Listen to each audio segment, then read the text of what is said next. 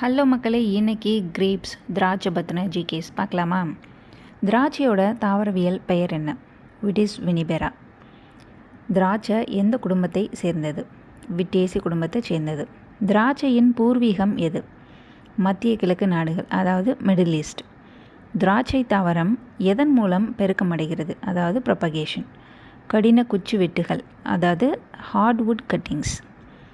இந்தியாவில் தேசிய திராட்சை ஆராய்ச்சி மையம் எங்கு அமைந்துள்ளது? புனே அண்ட் மகாராஷ்டிரா. திராட்சை பழத்தில் உள்ள முக்கியமான அமிலம் எது?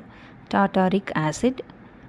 உலர்படுத்தப்பட்ட திராட்சை எவ்வாறு அழைக்கப்படுகிறது?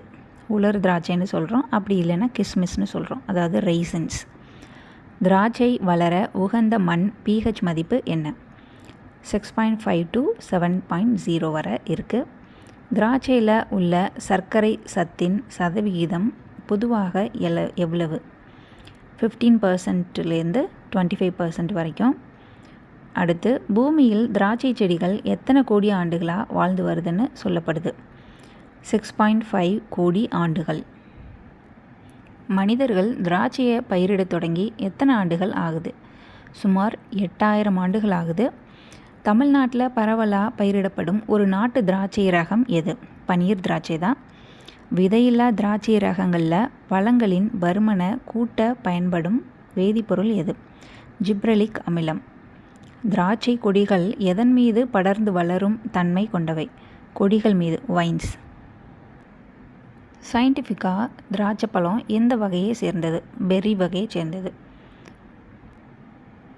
திராட்சையை பயிரிடுதல் எந்த நாட்டிலிருந்து ஐரோப்பாவிற்கு பரவியதாக அறியப்படுது? ஜார்ஜியா நாட்டிலிருந்து தான்.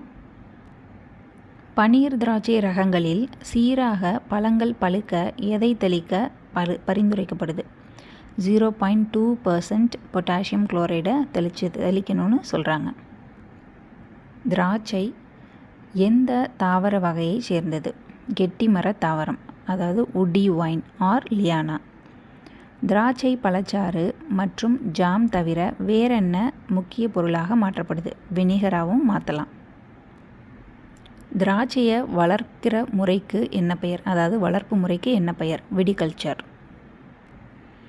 அதிக அளவில் திராட்சையை உற்பத்தி செய்யும் நாடு எது? சீனா. ஓகே மக்களே, இன்றைக்கி கிரேப்ஸ் பற்றின ஜிகேஸ் பார்த்தோம். நாளைக்கு வேறொரு வீடியோவில் பார்க்கலாம். எல்லோரும் சந்தோஷமாக இருப்போம், நல்லாவே இருப்போம். டாடா.